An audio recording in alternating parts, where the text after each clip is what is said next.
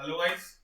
एक जैसा अपन ने कल नेक्स्ट लास्ट वीडियो में क्वांटम केमिस्ट्री स्टार्ट कर दिया था। ठीक है। सो चार पांच मतलब आ रहे हैं। ठीक है, समझ में आ रहा है कि क्वांटम केमिस्ट्री बहुत लोगों का वीक है। ठीक है, मैं बिल्कुल समझता हूँ और उनके बिल्कुल सपोर्ट भी करेंगे उनको। तो मैं ये सोच रहा हूँ कि जितना क्वांटम हो सकता है ना, उसको सबसे पहले खत्म करें। तो उसी की नेक्स्ट वीडियो है quantum mechanical treatment of Schrodinger wave equation. क्या है? Quantum mechanical treatment of Schrodinger wave equation. ठीक है। और क्वालिटी की बिल्कुल चिंता मत करना, हो सकता है 2-3 मिनट बाद क्वालिटी आ जाए। ठीक है, सुबह सुबह वीडियो बन रही है इसलिए, तो क्वालिटी की चिंता मत करना, थोड़ी देर बाद क्वालिटी आ जाएगी। ठीक है। अब पहला क्या है? Quantum mechanical treatment of Schrodinger wave equation. अब सर ये श्रोडिंगर वेव इक्वेशन किस केस की मूली, मतलब किस क्या है श्रोडिंगर वेव इक्वेशन? ठीक है, तो श्रोडिंगर वेव इक्वेशन में देखो बेटा क्या है, एच साई बराबर ई साई। ये श्रोडिंगर वेव इक्वेशन नहीं है। ठीक है, ये श्रोडिंगर वेव इक्वेशन नहीं है। एच साई बराबर ई साई एक इक्वेशन है। क्लियर है? अब यहाँ पे सर एच क्या है? सबसे पहले तो हमको साई के बारे में थोड़ी जानकारी दो कि आपने यहाँ पे जो वेव इक्वेशन लिख रखी है ना, यहाँ पे वेव समझ रहे हो? वेव फंक्शन क्या है यहाँ पे? साई क्या है यहाँ पे बेटा? Wave function. अब वेव फंक्शन देखो, psi equal to time independent wave function. Psi equal to time independent wave function ये है। यहाँ पे साई जो है वो टाइम इंडिपेंडेंट है, मतलब किससे स्वतंत्र है? समय से। समय पर ये निर्भर नहीं कर रहा है। किस पर निर्भर नहीं कर रहा है? समय पर। ये बहुत क्लियर हो जाना चाहिए, ये समय पर निर्भर नहीं कर रहा। यहाँ पे साई, साई क्या है? Wave function. ठीक है। अब सर एच के बारे में जानकारी दे दो। ये ऊपर ये कैप सी क्या बना रखी है? देखो बेटा, ऑपरेटर जो होता है ना, उसके ऊपर आपको कैप बनानी है कुछ मतलब है नहीं, लेकिन कैप बनानी है डिफरेंशिएट करने के लिए। ठीक है, कुछ डिफरेंशिएट करने के लिए कुछ लगा देते हैं ना बच्चे के, जैसे कुछ अगर सिमिलर बच्चे हैं, ठीक है, जुड़वा बच्चे हैं, तो कुछ डिफरेंट करने के लिए कुछ सिंबल लगा देते हैं या फिर कोई चिन्ह बना देते हैं, ऐसे करते हैं ना। तो वही है कि इसको डिफरेंशिएट करने के लिए ऊपर क्या लगा दी? कैप लगा दी। ठीक है। अब इसको क्या बोला गया है? Hamiltonian operator. क्या बोला गया है? Hamiltonian operator. क्लियर है? Hamiltonian operator. अब सर इसकी वैल्यू क्या होती है? देखो वैल्यू भी देख लेते हैं। यहां पे मैंने नीचे लिख रखी है H बराबर kinetic energy operator plus potential energy operator. अब सर ये बीच में दो वैल्यू किसकी आ गई? ये K और V क्या है? देखो बेटा, यहां पे मैंने लिख रखा है K बराबर kinetic operator, kinetic energy operator, और V बराबर लिख रखा है पोटेंशियल एनर्जी ऑपरेटर। ठीक है, एनर्जी लिख लेना तुम। ठीक है, मैं बोल तो रहा हूं ना, काइनेटिक जगह नहीं थी इसलिए काइनेटिक एनर्जी ऑपरेटर, और यहां पे क्या आएगा? पोटेंशियल एनर्जी ऑपरेटर V बराबर। क्लियर है? अब सर ये K और V की वैल्यू बता दो। चलो बता देते हैं। तो K बराबर वैल्यू है बेटा माइनस एच कट का square upon 2m into del square, minus h cut का square upon 2m into del square. अब सर ये डेल क्या चीज है? ठीक है, देखो मैंने फर्स्ट वीडियो में ये कह दिया था, या तो चीज को पूरी तरह समझो या मत समझो ही मत, दिमाग को क्लियर रखो, या तो मुझे आता है या मुझे बिल्कुल नहीं आता।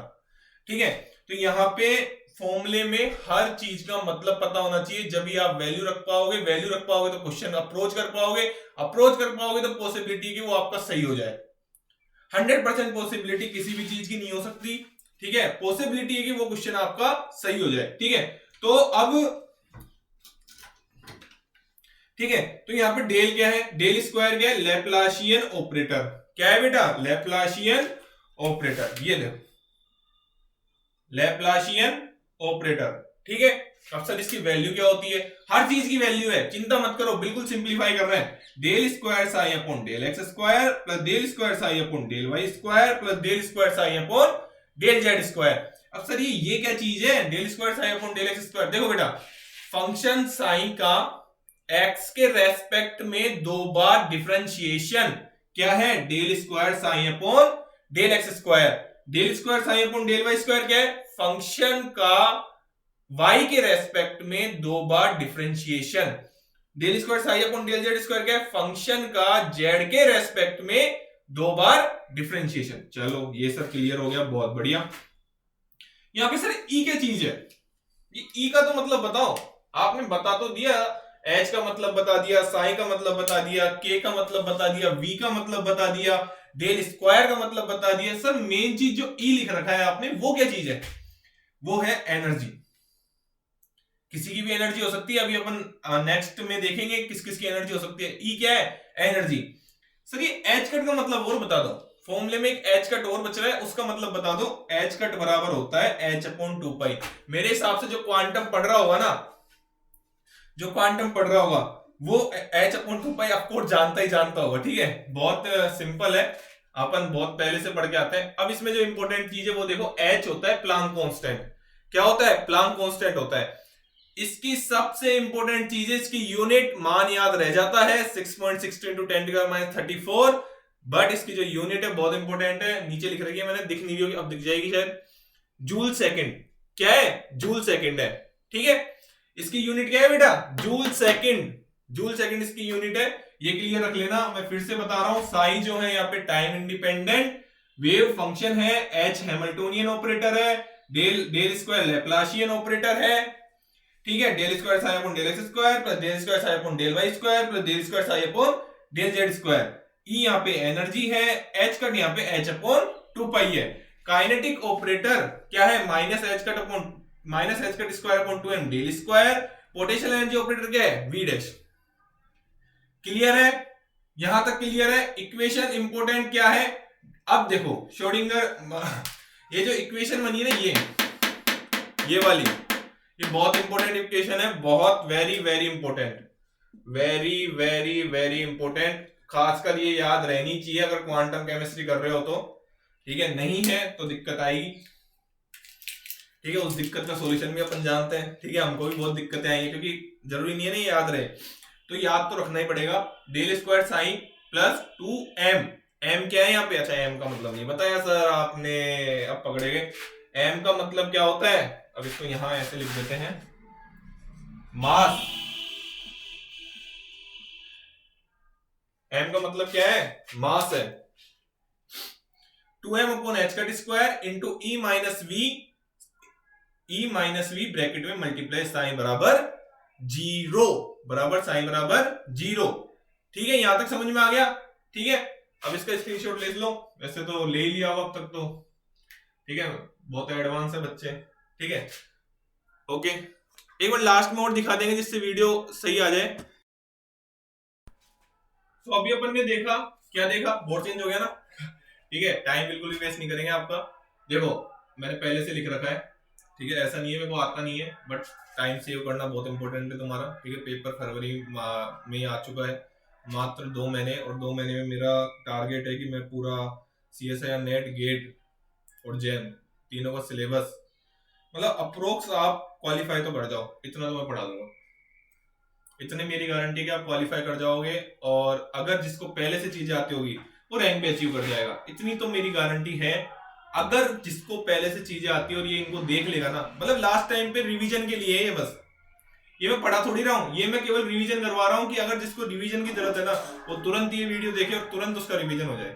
देखो अब उसको जैसे मान लो रिवीजन करना है application of Schrodinger wave equation.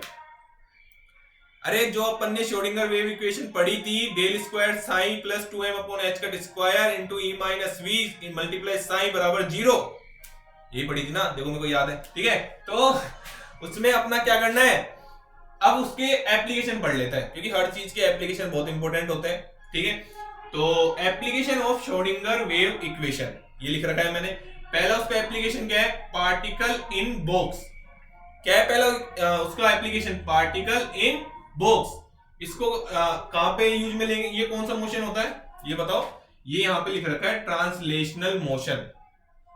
कौन सा मोशन है? Translational motion.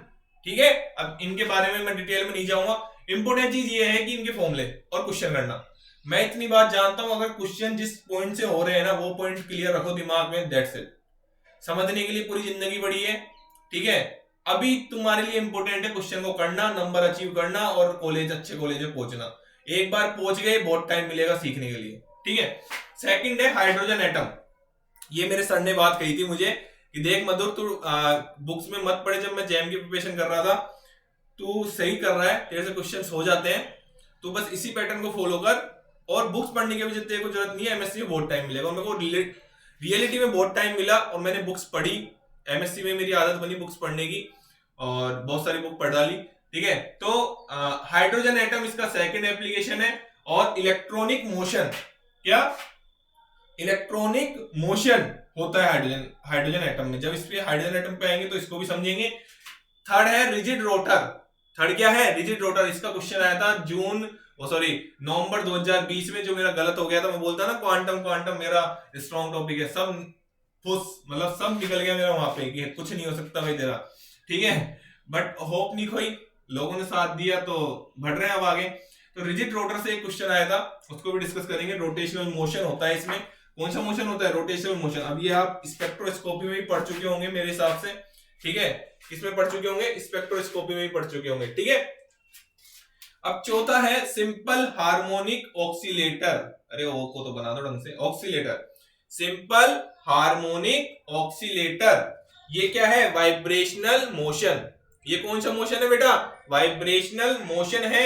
इसको भी अपन देखेंगे। इन चारों के सीधे सीधे फॉर्मूले में डिस्कस करूंगा, क्वेश्चन डिस्कस करूंगा, और इतनी गारंटी मैं लेता हूं कि अगर इन चारों से क्वेश्चन आता है ना, वो आपका गलत नहीं होगा, ये मैं बिल्कुल डेफिनेटली। और इसका क्वेश्चन निश्चित तौर पे जैम, गेट, नेट, कोई सा भी बड़ा एग्जाम ले लेना, उसमें इसका क्वांटम केमिस्ट्री और application of Schrodinger wave equation का क्वेश्चन निश्चित तौर पे आता ही आता है। ये मेरी गारंटी के साथ मैं कह रहा हूं, क्योंकि मेरा एक्सपीरियंस है, मेरे फ्रेंड्स का एक्सपीरियंस है, उन सबका एक्सपीरियंस ये कहता है कि इसका क्वेश्चन आता ही आता है। तो वन बाय वन इनको डिस्कस करेंगे और बहुत ही सिंपल वे में इनके फॉर्मूले से क्वेश्चन कैसे अचीव करने हैं, क्वेश्चन कैसे अटेम्प्ट करने हैं, कैसे सही करने हैं, उस पर डिस्कशन करेंगे।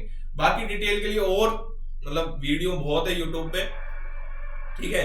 मैं आपको एक चैनल का भी एनपीटीएल कोर्स जो आईआईटी के प्रोफेसर पढ़ाते हैं, एनपीटीएल कोर्स के नाम से चलता है यूट्यूब पे, ठीक है। आपको उनकी वीडियोस मिल जाएगी, ठीक है। इस टॉपिक को मैंने 4-5 जगहों से पढ़ा है, मैं बता चुका हूँ, ठीक है।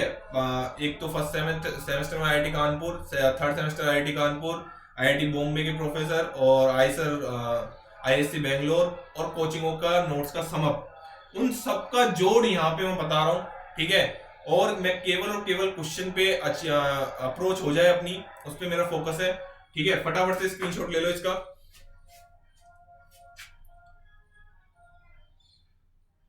ठीक है। ले लिया होगा, कोई बड़ी बात है नहीं ये, ठीक है। अब इसका स्क्रीनशॉट ले लो, अब शायद अच्छी क्वालिटी आ गई होगी, ठीक है। जो मैंने बोला है, मैंने केवल quantum mechanical treatment of Schrodinger wave equation के बारे में समझाया है, ठीक है।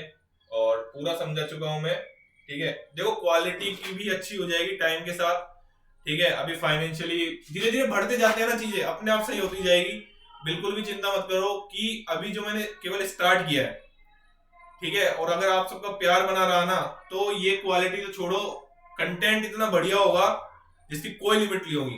कंटेंट इतना बढ़िया होगा, मुश्किल से आपको यूट्यूब पे मिलेगा डायरेक्ट फॉर्मूले से डायरेक्ट क्वेश्चन। समझने के लिए अच्छे कॉलेज में चल जाओगे, पूरी जिंदगी पड़ी है समझने के लिए, क्योंकि एक बार पहुंच तो जाओ उस कॉलेज में, ठीक है। ले लिया होगा। अपन इसको ही आगे बढ़ाएंगे, ठीक है। एप्लीकेशन ऑफ क्वांटम ये श्रोडिंगर वेव इक्वेशन को अपन आगे बढ़ाएंगे वन बाय वन। जैसे पार्टिकल इन बॉक्स पे आएगी नेक्स्ट वीडियो, उसके बाद अपना हार्मोनिक ऑक्सीलेटर पे आएगी, सिंपल हार्मोनिक ऑक्सीलेटर, उसके बाद हाइड्रोजन एटम पे, उसके बाद रिजिड रोटर पे आएगी, जिससे नवंबर 2020 में सीएसआईआर नेट में क्वेश्चन आया था, उसको अपन डिस्कस कर लेंगे, ठीक है। जो हमारा गलत हो गया था, बहुत ही सिंपल क्वेश्चन था, लेकिन ठीक है ना, पढ़े ही नहीं थे, अच्छे नोट्स ही नहीं थे, हमने कभी बनाए ही नहीं, ठीक है। सो प्लीज शेयर करें, लाइक करें, थैंक यू सो मच।